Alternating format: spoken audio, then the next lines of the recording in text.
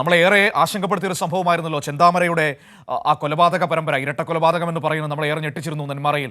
ഇതിപ്പോൾ അയാളെ അങ്ങോട്ടേക്ക് തെളിവെടുപ്പിന് വേണ്ടി കൊണ്ടുവരുന്നു എന്നതാണ് ഏറ്റവും പ്രധാനപ്പെട്ട കാര്യം. അന്ന് ഈ ചെന്താമരയ്ക്കെതിരെ ഉയർന്ന ജനരോഷം നമ്മൾ കണ്ടതാണ് പോലീസ് സ്റ്റേഷന്റെ മുൻപിൽ. ഇന്നും അതുകൊണ്ട് തന്നെ തെളിവെടുപ്പിന് വരുമ്പോൾ വലിയ ജനരോഷം ഉയരാനുള്ള എല്ലാ സാധ്യതയും കാണുന്നുണ്ട്. വിവരങ്ങളുമായി സച്ചിനാണ് പാലക്കാട് നിന്ന് നമ്മളോടൊപ്പം ചേരുന്നത്. നോക്കാം എന്താണ് പോലീസിന്റെ നടപടികളെന്ന്. Sachin, good morning.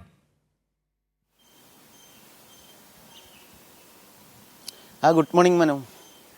സച്ചിൻ, ഇപ്പോൾ ഈ ചെന്താമരയിൽ നിന്ന് തെളിവെടുപ്പിനായി കൊണ്ടുവന്നേക്കുമെന്നാണ് നമുക്ക് മനസ്സിലാക്കാൻ കഴിയുന്നത്. വലിയ ജനരോഷം ആ പ്രദേശത്ത് ഇയാൾക്കെതിരെയുണ്ട്. സ്വാഭാവികമായി വലിയ സുരക്ഷയൊക്കെ ഒരുക്കേണ്ടി വരും. പോലീസിന്റെ നീക്കങ്ങൾ എങ്ങനെയാണ്? ഏതൊക്കെ തരത്തിലുള്ള ക്രമീകരണങ്ങളാണ് ഈ തെളിവെടുപ്പുമായി ബന്ധപ്പെട്ട് പോലീസ് നടത്തിയിരിക്കുന്നത്?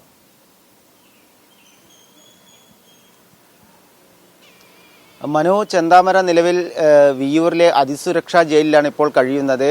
അവിടെ നിന്നും ഇന്ന് രാവിലെ 11 മണിയോടുകൂടെ Alathur judicial first class magistrate കോടതിയിലാണ് ഹാജരാക്കുക. ഇന്നലെയാണ് Nenmara police Alathur judicial first class കോടതിയിൽ അപേക്ഷ നൽകിയത് ചെന്താമരയെ വിട്ടുകിട്ടണമെന്ന് ആവശ്യപ്പെട്ടുകൊണ്ട്. ഇതിൻ്റെ ഭാഗമായി ഇന്ന് രാവിലെ 11 മണിയോടുകൂടി കോടതിയിൽ ഹാജരാക്കും. അതിനുശേഷം നെന്മാറയിൽ, അതായത് കൊലപാതകം നടന്നിട്ടുള്ള പോത്തുണ്ടിയിലെ പ്രദേശത്ത് എത്തിച്ച് തെളിവെടുപ്പ് നടത്തും. അവിടെ വലിയ രീതിയിലുള്ള ഒരു സുരക്ഷാ സന്നാഹങ്ങളടക്കം ഏർപ്പെടുത്തിയിട്ടുണ്ട്. മനു പറഞ്ഞതുപോലെ തന്നെ ചെന്താമരയെ അറസ്റ്റ് ചെയ്ത ദിവസം രാത്രി വലിയ രീതിയിലുള്ള ഒരു ജനരോക്ഷം നെന്മാറ പോലീസ് സ്റ്റേഷൻ പരിസരത്തുണ്ടായിരുന്നു. അതിനാൽ തന്നെ വലിയ രീതിയിൽ 500-ലധികം പോലീസുകാരെയാണ് ഈ സുരക്ഷാ ചുമതലക്കായി നെന്മാറ പോത്തുണ്ടി ഭാഗങ്ങളിൽ വിന്യസിച്ചിട്ടുള്ളത്. രാവിലെ 11 മണിയോടുകൂടെ കോടതി നടപടികൾ പൂർത്തിയാക്കിയതിനു ശേഷം ഉച്ചക്ക് 12 മണിയോടുകൂടിയാണ് തെളിവെടുപ്പ് നടത്തുക എന്നാണ് ആലത്തൂർ ഡിവൈഎസ്പി മുരളീധരൻ അറിയിച്ചിട്ടുള്ളത്. അതുപോലെ തന്നെ നെന്മാറയിൽ എത്തിച്ചതിന് ശേഷം ചെന്താമര ഒളിവിൽ താമസിച്ച ഭാഗങ്ങളിലും അതേപോലെ തന്നെ കൊലപാതകം നടത്തിയ ഭാഗത്തും അതിനുശേഷം ആയുധങ്ങൾ ഒളിപ്പിച്ച ഭാഗങ്ങളിലൊക്കെ എത്തിച്ച് വിശദമായ പഴുതടച്ച തെളിവെടുപ്പാണ് ഇന്ന് നടക്കുക. അതിനുശേഷം നാളെയും നാളത്തോടു കൂടിയാണ് തെളിവെടുപ്പ് പൂർത്തിയാകുക.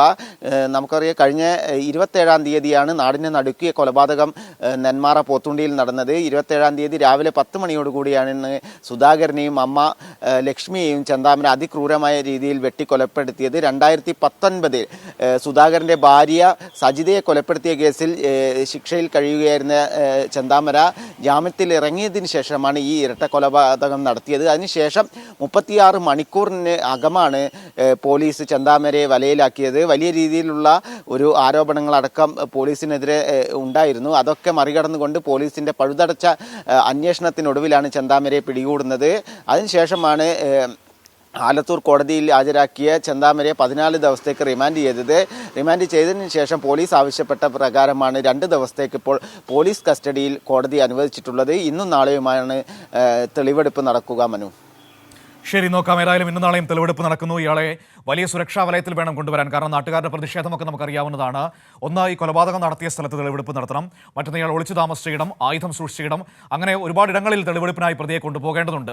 പോലീസിനൊരു കനത്ത വെല്ലുവിളി തന്നെയാകും. ഏതായാലും 12 മണിയോടുകൂടി നടപടികൾ പൂർത്തിയാക്കി ഇയാളെ തെളിവെടുപ്പിനായി കൊണ്ടുവരാനുള്ളൊരു സാധ്യതയാണ് ഇപ്പോൾ നമുക്ക് കാണാൻ കഴിയുന്നത്. വിവരങ്ങളാണ് സച്ചിൻ നൽകിയത്.